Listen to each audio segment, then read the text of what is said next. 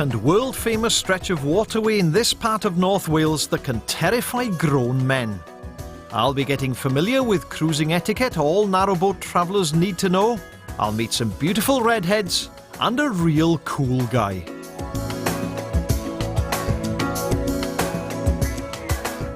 I'm in the beautiful Vale of Llangollen, and behind me are the Horseshoe Falls, where some 200 years ago the great engineer Thomas Telford harnessed the River Dee to flow into the Llangollen Canal.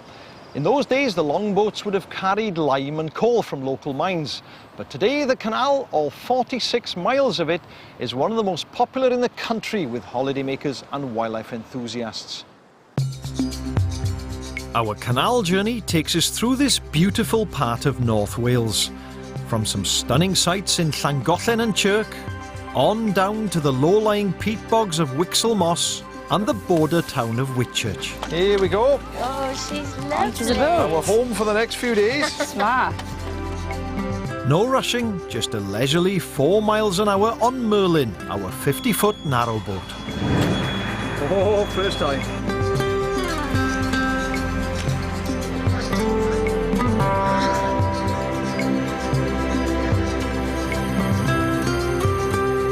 What makes the Llangollen Canal so special is something you won't see anywhere else in the world, and we're coming up to it right now.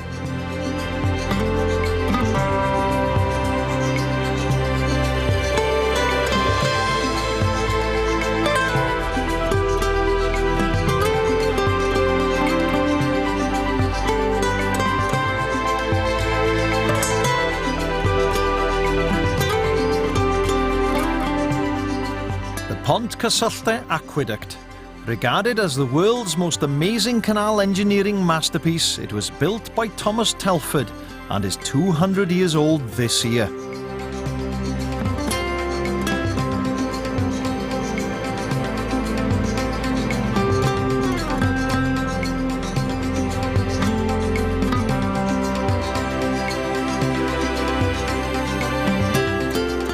At 126 feet above the River Dee, it's not for vertigo sufferers. But what fantastic views!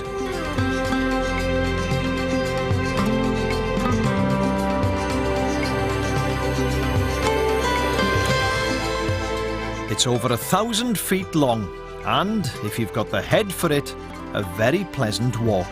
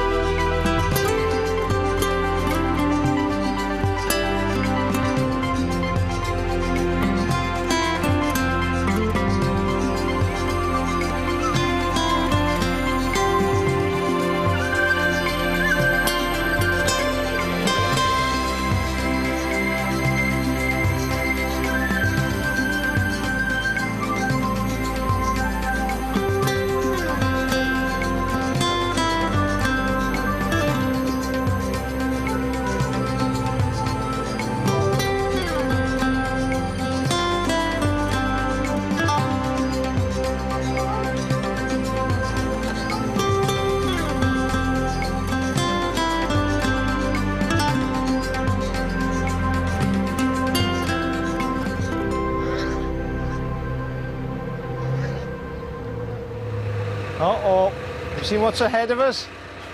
We've got to get out and do some work now. We're going to raise a bridge. I think I'd better get out and do that. If you can take over the tiller here. Not so sure about this. Is it a good idea to have a woman driver? Are you steering correctly, madam? Oh. Oh. Tara, we crashed. Steady, steady. It's going opposite to what I'm expecting it to, isn't That's it. Am I going to hit the boat? No, you're all right. Just steady. We're just scraping the sides. I'll tell you what, I'll walk to Whitchurch, right? You go on the boat. Am I going to put... I can't put some power. Limber, what's your head? Yeah, Oh, watch my head. Put a bit of power in it now. Look, I think if you want to slow down, just pull it back because it'll I'll go a bit reverse. faster now. All right, okay. Oh, too fast. She's away.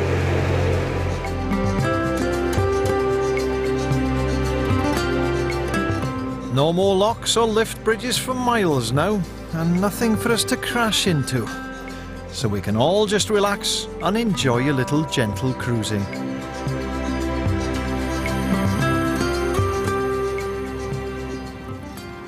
I gotta say, life at 4 miles an hour is pretty interesting. It's a great way to see all kinds of wildlife. We've got mallards here, some of them with chicks. They're everywhere along here. Moorhens as well, and when you go for a walk, moorhens are quite shy, but when you're on the canal itself, they kind of treat you like another duck, I suppose, like a big duck. And they just amble on by, and you never know what you're going to see next. Maybe something interesting, or maybe just like these little rabbits coming up here, grazing someone's lawn. Fantastic. Really is it. It's one of the best ways I know to see wildlife. Oh, we might even see an otter. Oh, it's a twig.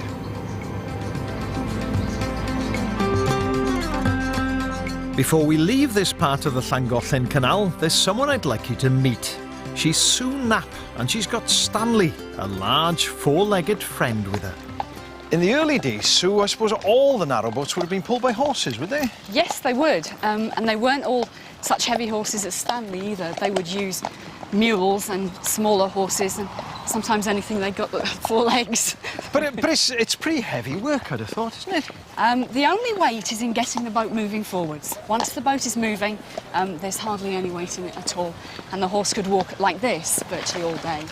And before you came to live and work here, I understand you were doing something completely different. I did, yes. I used to work as a retail area manager for a shop that sold goods for less than £1, shall we say. Very different indeed. But I've always had a passion for horses, and my husband's always been very keen on boats. So we thought this was the ideal occupation. Why come up here then? Because, you know, your old job, you were high-powered, you were here, there and everywhere in a car. It's so different. Well, it's one of those silly stories, I'm afraid. We came up here on our honeymoon. We had a narrowboat and we came here for our honeymoon. We saw the place and liked it so much, and Duncan said, that's something I would love to do. And about 3 years later, we heard the place was up for sale. So we upped sticks and moved. And I bet every day you wake up and you're glad you made that move. Oh, definitely, yes. Like every job, you have off days. But I just have to think I could be sitting on the M25 and that's it, there's no comparison. The pace amazes me. Immediately, your whole life kind of slows down straight away. It does. When I first met Duncan and he suggested that we went away on holiday on his narrowboat, I really thought that within 2 days I would be so bored. But in 2 days I was so relaxed and I was hooked. It is almost a different world on the canals.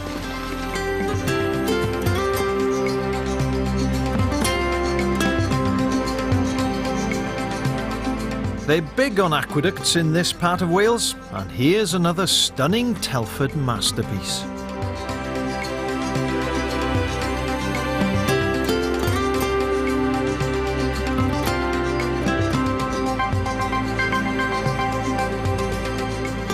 Whitchurch Aqueduct, a mere 70 foot high and 4 years older than Pontcysyllte. And it takes us from Wales into England for a while.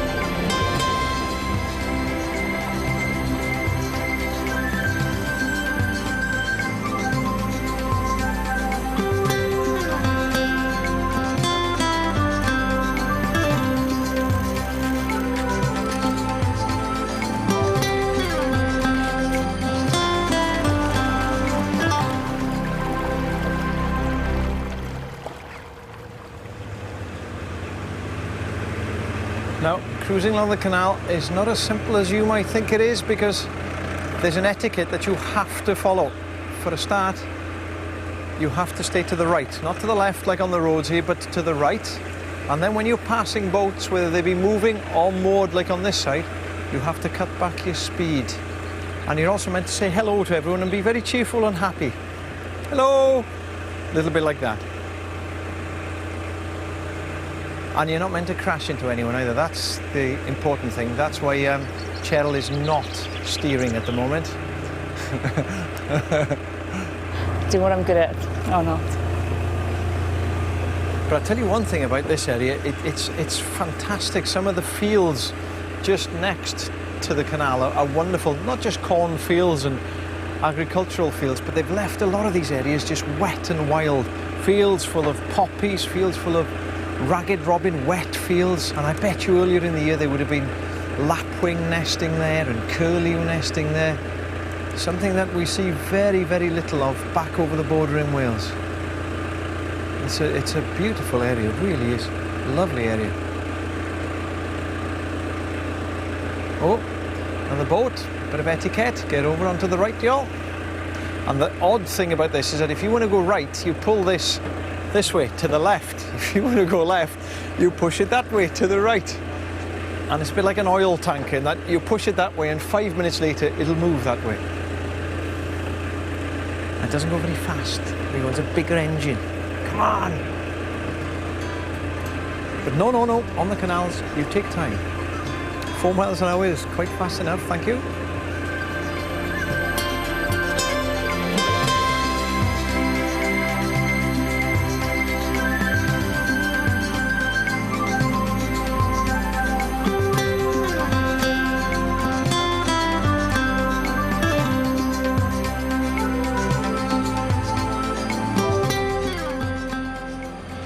Just coming in now to Ellesmere Wharf. Ellesmere is a lovely Shropshire market town.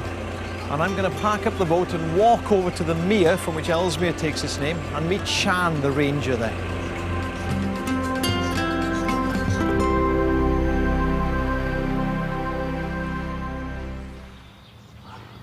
Well, Shan, you've got a fantastic variety of birds here. I suppose some of the nicest ones are these coots nesting just behind us. They are, and there's quite a few of those knocking about the mere as well. But as you know, they're very territorial, so they don't mind nesting quite close to other birds because they're sure to see them off.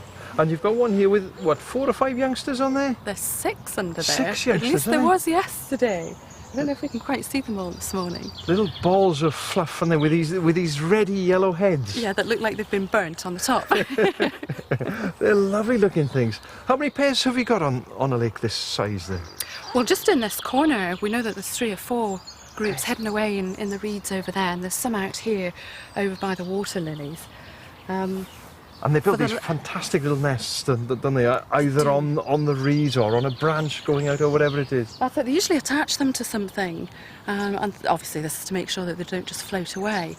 But also, if they can attach them to other reeds, as the water levels move up and down, so will the nest. Yeah. Isn't that fantastic? Engineering at its best. And swans, these are young ones, are they? These there's about 18 of those on, and normally this is quite unusual because we have a resident pair here who the male will certainly see these guys off normally. Yeah. But this year is unusual because they're not doing that. Now, we're not sure if the female has actually died, so he's on his own, but we have seen him displaying aggressively to try and see these guys off, but not with any real fervour to it. Yes, I saw we had quite a few, half a dozen or so Canada geese here. They're going to be resident on the lake all year round, are they? Not always, no. There's 150 here at the moment, and we tend to get more coming in for the eclipse when they start losing their flight feathers a bit later on. But that being said, there's only about half a dozen nesting here, which for us in a way is good news, because they do tend to graze the vegetation and they trample all the plants along the edge, and we lose a lot of this wonderful fringe vegetation that other things depend on too. You must find a fair bit of battling, I would imagine, as well, with all these Canada geese, all the coots particularly, battling each other. Hey, get away, this is my patch and all this kind of stuff. Come nesting time when people are establishing, or the birds are establishing territory, yes, that does happen. But that's really good to watch. Yeah, a bit like a war zone. Nature at its best, yeah. But it's lovely, look at these ducks with the chicks here. They're fantastic, aren't they? We've also got great crested grebes nesting here. They're over in the far corner, and they're quite shy birds. So, you know, you have to crawl about in the undergrowth a bit in order to see them across the lake. They're lovely birds, and they're with these tough They are, and when they're doing their display earlier, that's absolutely incredible. And they often use this area to do it. Oh, do they in here? So it's fortunate wow. when you live fairly close and everybody else has gone home in the evening and it's nice and quiet, you can get some fantastic views of the wildlife that perhaps other people don't get an opportunity to see. You're very lucky, Shan. You're very lucky. Yes, I do count myself very fortunate. Yeah.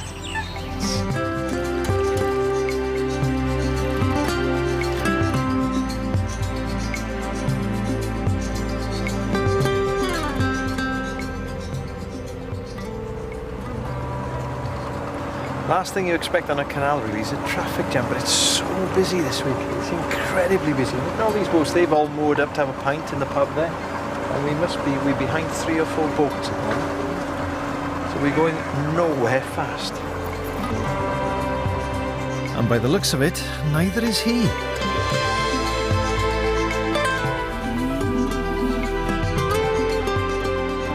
Just along here now, we've got a chap called Jack Strange. He's a great character, Jack. He must be 84, 85 by now.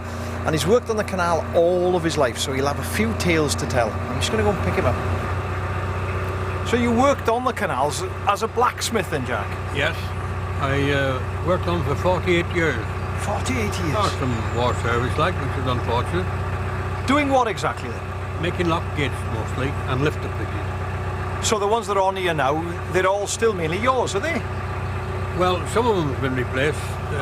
In 1963, they decided to make them all out of iron, so we were made redundant. So up until then, it was what? All wood. All wood and iron, like. Yeah. And then about 10 years after that, they found out the iron gates weren't lasting, so they took them all out and put wooden ones back in. So for a while, you had a lot of work there? Yes, again. When did you finish then? How long have you finished now? 19 years now since I finished. How long will those locks last then, Jack? About 70 years. The barrel gates will last 70 years. Is it? Yeah. So they'll be here for a fair old while yet, hopefully. Yeah. Now, somebody tells me that you had a bit of trouble with a gentleman from London when you were building the aqueduct. Well, you see, as I said, I'd been made redundant in 1963. Yeah. That's when our gate work finished. And then they told me I'd got to do this repair on the aqueduct. So I said I wanted some more money. And they said, you can't have any. So I said, well, I'm not going. And they sent a fellow up from Watford in London. So I took him up to the aqueduct and tried to get him to walk on it. But he was frightened to death. Couldn't get him off the toper. Honestly? So he offered me 6pence an hour. Did he? Extra? Extra. Well, 6pence an hour in those days was... When you were working a 48-hour week, like, there was 48 extra 6pences, and then of course we were working Saturdays and Sundays, so quite a bit of money. Yeah. So I went then. Oh, you said that's all right. I'll have that. Yeah, I'll have that. On a busy canal like this, sometimes you find the best wildlife is actually on the fields adjacent to the water. We've got a grey heron over here, lovely looking beast. They're probably about nearly 5 foot tall, I would think. Grey herons, 4.5 feet, 5 feet tall. And this one's just preening his feathers, because if you think about it, they eat mainly fish and eels and things like that are gooey and sticky, and you'll get all kind of fish scales everywhere. So it's important that it spends a lot of time cleaning its feathers, making sure it's in prime condition. It's not feeding in a field like this. If it was wet, it might be looking for frogs and toads, maybe even mice and voles, but it's just having a bit of a rest, I think. Lovely field full of buttercups as well. And I'm enjoying all this while the girls are trying to steer through a lock. Successfully so far. Lovely bird. There we are. Girls are through, back on the boat.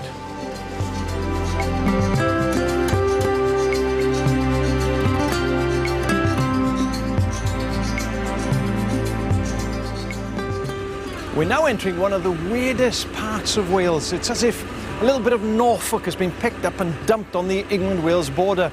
It's actually a nature reserve called the Fens and Whixall Moss. And a little bit further on, I'm going to meet the warden, Dr. Joan Daniels.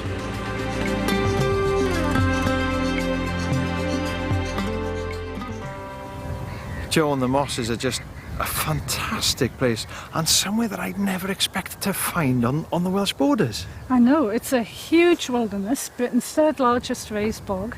And for the last 14 years, English Nature and the Countryside Council for Wales have been restoring it back to what it should have been, a wetland of international importance. And you've done a good job, because you've got birds here, you know, that are declining everywhere else. You've got curlew, good numbers of curlew, cuckoos, yellowhammers. It's fantastic. Yes, reed buntings. We've got both the wetland birds. We've had 32 new species of wetland birds since we started to dam all the peat cuttings up, and we've also kept a good smattering of the birch, so we've got the bush birds like the reed bunting, yellowhammer, willow warbler, and of course where you've got the meadow pipits and the willow warbler, you get the cuckoos. That's fantastic. And you've got all kinds of insects. Dragonflies, how many species? 27 species. 27 species. And so many we can't actually count them when the season gets going. And the lovely thing is that our white-faced darter dragonfly, our rarest dragonfly, which lays its eggs in the cotton sedge and in the bog moss here, that is thriving now that we've mending the moss. And these black-headed gulls here, very, very noisy here. They've come, I assume, because you've blocked it up and created little ponds for them. We've got open pools of water in some places, and over time the bog moss and the cotton sedge fill those in, and the proper bog creatures come back into those areas. And I'll tell you the other thing that is lovely, since you've kind of taken over here now, you've encouraged people onto the bog. And it's lovely, because, you know, you see people walking around pointing and think, look at that, look at this, look at that. They're all excited. Lots of bird watchers come for the curlews and the hobbies, of course, hawking for the dragonflies. It's very important, because remember, this site wouldn't have been here like this if the public hadn't campaigned to save the peat bog from destruction by peat cutting. And if we don't tell people, you know, this is what a peat bog can be, they'll keep using peat from garden centres. Of course they will. Yeah, it's very, very important. There's a curlew in the distance, but they're elusive little so-and-sos. How many pairs have you got now? Probably over 20 breeding pairs. Have you? Yeah. Do you know, I don't know of any other site in the whole of Wales that's got anywhere near that. It's been a good spring for them this spring. Whenever we come out, we've got curlew calling, that beautiful bubbling call. Oh, it's fantastic, isn't it? It reminds me of my youth. Long time ago now, Joe. Not as long as mine.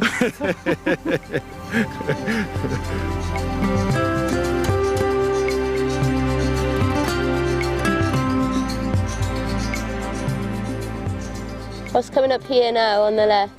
These Canada geese. It's a group of Canada geese with goslings. 1, 2, 3, 4, 5, 6, 13, 14, 15, 16, 17, 18 young. 18 young geese, goslings. So there'll be at least 2 mothers, maybe 3 mothers, maybe even 4 mothers with them. Wow. Hello, geese. Quite old chicks, those two.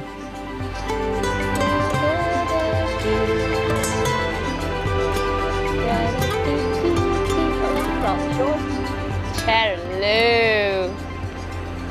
You're good at this camera work.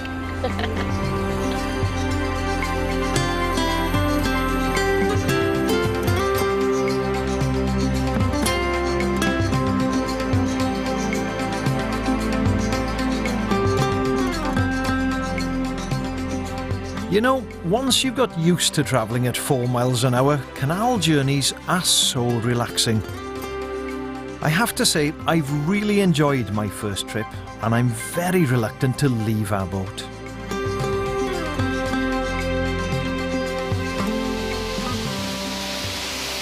Unfortunately, this is the end of our journey. This is Grindley Lock Staircase just outside Whitchurch, but before I go, there's a local character I have to meet, a man called Mal Edwards, otherwise known as Canal Mal or Mal the Rope.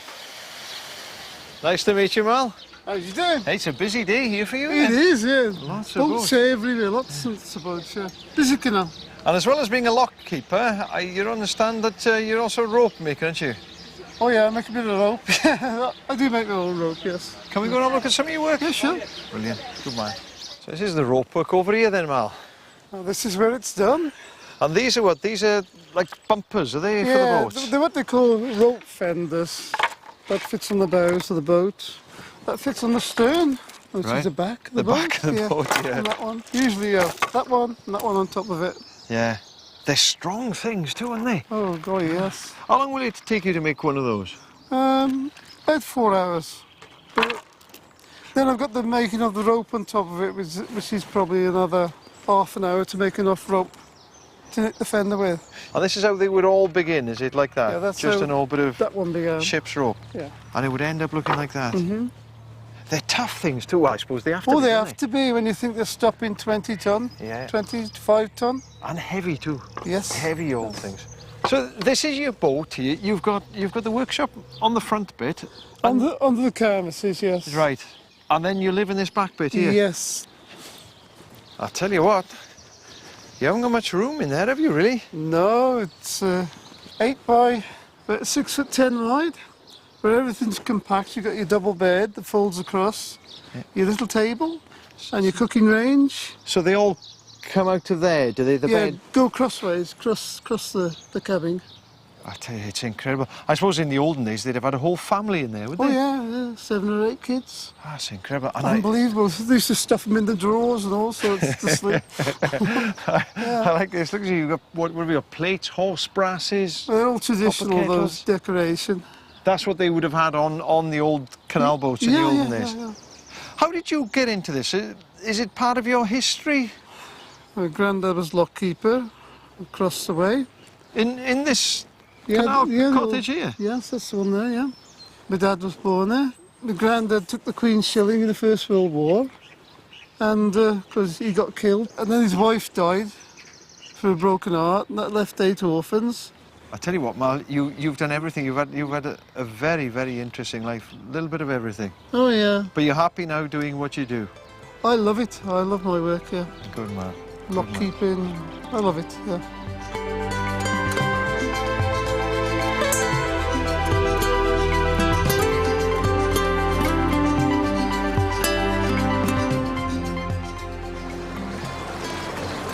And that's it from the Llangollen Canal, a journey that's taken us from the mountains of North Wales right down to the flatlands of the English Midlands.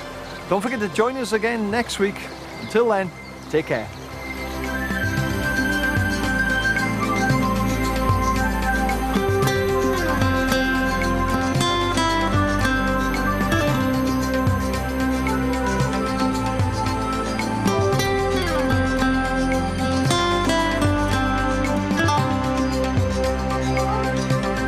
And Iolo returns to travel another of the canals of Wales at the same time next week. Next tonight on 2W, Hugh Edwards continues the story of Welsh politics.